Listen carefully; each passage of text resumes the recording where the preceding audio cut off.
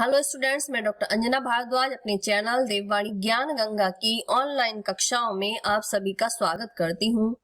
आज मैं आपको धातु रूप का परिचय पढ़ाऊंगी और पठ धातु के रूप के साथ साथ अन्य धातुओं के रूप कैसे बनाए जा सकते हैं वो भी मैं आपको बताने वाली हूँ।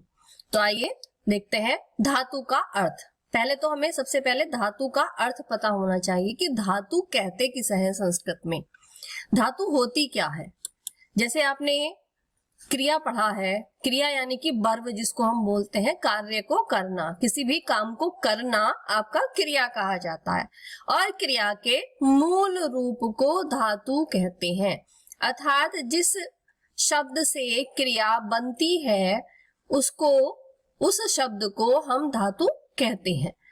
धातु और प्रत्यय मिलकर क्रिया का निर्माण करते हैं। जैसे पठ धातु है, पठ यानी कि पढ़ना। अगर हम इसमें अति प्रत्यय जोड़ दें तो पठती क्रिया का रूप बन जाता है, यानी जो हमारी क्रिया बनेगी पठती, पढ़ता है। वर्तमान काल प्रथम पुरुष एक वचन की क्रिया बनेगी पठती, जिसका अर्थ होता है पढ़ता है। तो पठ चूंकि जो आपका ठे है ये हलंत वाला है, आधा है, और इसमें हम अति प्रत्यय जोड़ेंगे तो ठे में जोड़ेंगे तो ये ठे पूरा बन जाएगा और बचता है हमारा ती, तो रूप बनता है हमारा पठती। और ये हमारी क्रिया है जिसका अर्थ होता है पढ़ना या पढ़ता है। लट लकार प्रथम पुरुष एक वचन का ये पठती जो है क्रिया का आपका रूप है। यह प्रथम पुरुष एक वचन का रूप है और वह के साथ प्रयोग किया जाता है। जैसे सह पठती, वह पढ़ता है, क्योंकि वह, वे या वे दोनों, वे सब आपके प्रथम पुरुष में आते हैं, जिसको इंग्लिश में आप थर्ड पर्सन भी कहते हैं। या फिर पठ धातु में अगर हम असी प्रत्यय जोड़ दें तो रूप बनता है पठसी। देखिए यहाँ पर भी यही कि ठे हलंत वाला है, मीन्स कि आधा है, और इसमें हम ए मिला देंगे तो हमारा रूप बनता है पठसी, जो कि मध्यम पुरुष एक वचन का रूप होता है और जो तुम शब्द के साथ प्रयोग किया जाता है। तुम दोनों, तुम सब। पठसी, पठथा, पठत। जैसे तुम पठसी, तुम पढ़ते हो। देखिए यहाँ आया सह के साथ पठती हमने रूप लगाया प्रथम पुरुष एक वचन का, और तुम के साथ हमने मध्यम पुरुष एक वचन का रूप लगाया पठसी। देखिए मूल शब्द क्या है इसमें भी पठसी में भी मूल शब्द आपका पठ आता है और पठती में भी मूल शब्द आपका पठ आता है। तो ये पठ शब्द जो दोनों रूपों में हमारा आ रहा है और ती इसमें अति जुड़ा हुआ है, इसमें असी जुड़ा हुआ है, तो ये जो मूल शब्द है यानी कि मुख्य शब्द है वो हमारा कहलाया जाता है धातु। यानी कि ये पठ हमारा धातु है और इसमें और अगर प्रत्यय हम जोड़ देते हैं तब वह हमारी क्रिया बन जाती है। कहने का तात्पर्य यह है कि मूल धातु में विभिन्न प्रत्यय जोड़ने से क्रिया के भिन्न भिन्न रूप बनते हैं।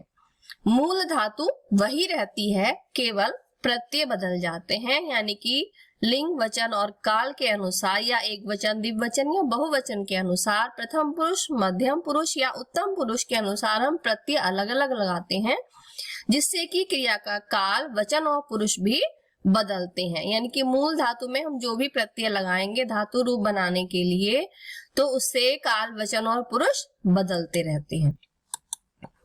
धातु का अर्थ फिर से देख लेते हैं और इसको डिटेल्स में। क्रिया के मूल रूप जैसे भू का रूप बनता है भवती, लट लकार प्रथम पुरुष एक वचन में। पठ का बनता है पठती, लिख से बनता है लिखती और गम से बनता है गच्छति आदि को, यानी कि ये शब्द जिसमें हम प्रत्यय जोड़कर अन्य रूप बनाएंगे वो हमारे कहलाएंगे धातु। सभी धातुएं भवादि, अदादि, जोहोत्यादि, दिवादि, स्वादि, तुदादि, रुदादि, तनादि, क्रयादि और चुरादि आदि 10 गणों में विभक्त है। यानी कि ये धातुओं के इनके 10 गण होते हैं। इनमें रूप की दृष्टि से कुछ परस्मैपदी, कुछ आत्मनेपदी और कुछ उभयपदी शब्द होते हैं। ये धातुएं जो हैं कुछ के रूप तो केवल परस्मैपदी में चलते हैं, कुछ के आत्मनेपदी में चलते हैं और कुछ धातु के रूप उभयपदी यानी कि परस्मैपदी और आत्मनेपदी दोनों ही रूप में इनके धातुओं के रूप चलते हैं, तो उनको हम कहते हैं उभयपदी धातुएं। काल और व्यवस्था के अनुसार इनका रूप 10 लकारों में होता है, यानी 10 गण होते हैं और 10 ही लकार होते हैं। लकार जिसको आप इंग्लिश में टेंस कहते हैं, present tense, past tense, continuous tense. आपके पाठ्यक्रम में केवल 5 लकार निर्धारित हैं, जो कि इस प्रकार से हैं। लट लकार यानी कि वर्तमान काल, जिसको हम प्रेजेंट टेंस भी कहते हैं। लकार यानी कि काल या फिर टेंस। लोट लकार, आज्ञा या प्रार्थना देने के अर्थ में हम लोट लकार का प्रयोग करते हैं। लिंग लकार, जिसको हम विधि लिंग लकार भी कहते हैं, ये विधि या संभावना के अर्थ में इस लकार की धातुओं का क्रिया का प्रयोग किया जाता है। लंग लकार यानी कि भूतकाल, पास्ट टेंस। और लिट लकार यानी कि भविष्यत काल, फ्यूचर टेंस, जो फ्यूचर के करने के करूंगा, करेंगे, जाएंगे, जाऊंगा आदि के लिए लिट लकार के रूप, क्रिया का रूप लगाते हैं। अब आप देखते हैं पठ धातु लट लकार वर्तमान काल का रूप कैसे बनता है। पठ धातु, पठ का अर्थ होता है पढ़, यानी कि पढ़ना। इसमें 3 वचन होते हैं, एक वचन, द्विवचन और बहुवचन। संस्कृत में 3 ही वचन होते हैं। प्रथम पुरुष यानी कि जिसको हम इंग्लिश में कहते हैं थर्ड पर्सन, ही, शी आदि हमारे थर्ड पर्सन में आते हैं। और सह, तौ, ते भी हमारे प्रथम पुरुष यानी कि थर्ड पर्सन में आते हैं। सह, ही माने वह होता है और सह माने भी वह होता है। तो प्रथम पुरुष एक वचन में सह के साथ रूप लगेगा पठती। द्विवचन में सह का द्विवचन होगा ताऊ, इसके साथ रूप लगेगा पठतः। और बहुवचन का रूप बनेगा इसका पठंती। देखिए पठ मूल धातु है, हलंत वाला ठह है, इसमें अति जुड़ा है, इसमें अतः जुड़ा है और इसमें अंति जुड़ा है, यानी कि ये ए ठह के साथ मिलकर ठह पूरा हो जाता है। तो शॉर्ट रूप आप इस तरह से भी याद कर सकते हैं, अति, अतः, अंति। ये किसी भी धातु के साथ आप ये शब्द लगाएंगे तो आपका रूप उस धातु का बन जाएगा। केवल आपकी धातु परिवर्तित होगी। जैसे पठ की जगह यहाँ पर लिख आ जाता है, वो मैं आपको अभी आगे बताने वाली हूँ। मध्यम पुरुष सेकंड पर्सन पठसी, त्वम के साथ चलता है इसका रूप पठसी, पठथः और पठत। यहाँ विसर्ग नहीं होंगे, द्विवचन में विसर्ग होंगे और बहुवचन में विसर्ग नहीं होंगे। इसमें जुड़ेगा पठ में असी, इसमें जुड़ेगा अथः और इसमें जुड़ेगा अथ। उत्तम पुरुष यानी कि मैं, फर्स्ट पर्सन के लिए प्रयोग होता है, मैं के लिए पठामी, पठावह और पठामह। पठामी में आमी जुड़ेगा, पठावह में आवह जुड़ेगा और पठामह में आमह जुड़ेगा, क्योंकि आ की मात्रा यहाँ पर हमारी लग जाती है। आपका नियम वही रहेगा, पठ धातु में आमी जोड़ेंगे, पठ चूंकि आधा है, आज ए की जगह आ लग रहा है तो आ की मात्रा यहाँ पर लगा देंगे। यहाँ आ वह जुड़ रहा है तो यहाँ ठे में आ लगा देंगे और यहाँ आमह जुड़ रहा है तो पठामह लगा देंगे। यानी कि किसी भी धातु के रूप बनाने के लिए पठ की जगह वो धातु आप लिख देंगे जिसके आप रूप बनाना चाहते हैं। और ये जो शॉर्ट रूप है, जो शॉर्ट प्रत्यय है, इनको हम बोलते हैं प्रत्यय।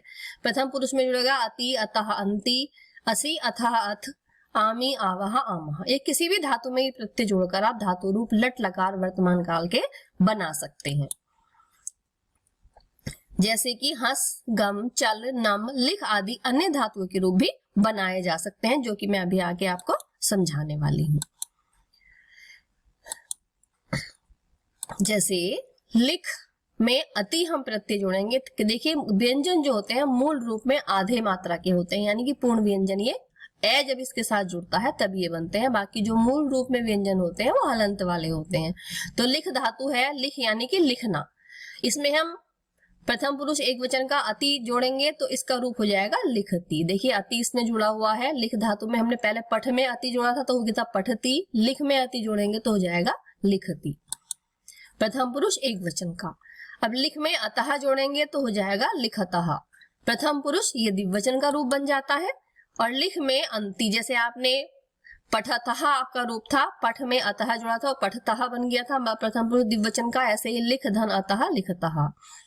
फिर पठ धन अंति पठंती रूप था आपका, याद होगा आपको, अभी मैंने समझाया था इससे पहले।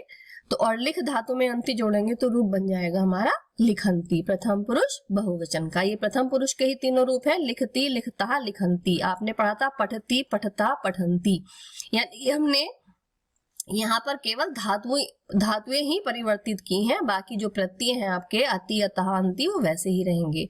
अब देखिए मध्यम पुरुष में कैसा रूप बनता है, लिखसी, लिखतः, लिखत। इसमें क्या जोड़ेंगे, लिख में असी जोड़ेंगे, द्विवचन में अथः जोड़ेंगे। जैसे पठ में आपने पठतः था तो लिख में लिखतः, और ये लिखत, पठत में आपने पठत में अथ जोड़ा था तो पठत हो गया था, और लिख में अथ जोड़ा तो लिखत हो गया। अब आता है हमारा उत्तम पुरुष, लिखामी, लिखावह, लिखामह। सेम है, पठामी, पठावह, पठामह, ये आपने पढ़ा था। तो लिख में हमने आमी जोड़ा तो लिखामी हो गया, लिख में आवह जोड़ा तो लिखावह हो गया, और लिख में आमह जोड़ा तो लिखामह हो गया। तो स्टूडेंट्स, मैं उम्मीद करती हूँ कि इस वीडियो के माध्यम से आप और भी अन्य धातुओं के रूप ये प्रत्यय जोड़कर अति, अतः, अंति, असी, अथा, अथा, आमी, आवह, आवह, ये आपके वर्तमान काल लिट लकार यानी कि वर्तमान काल के रूप हैं। इसी तरह से आप अन्य लकारों के, अन्य कालों के और अन्य धातुओं के रूप भी बना सकते हैं।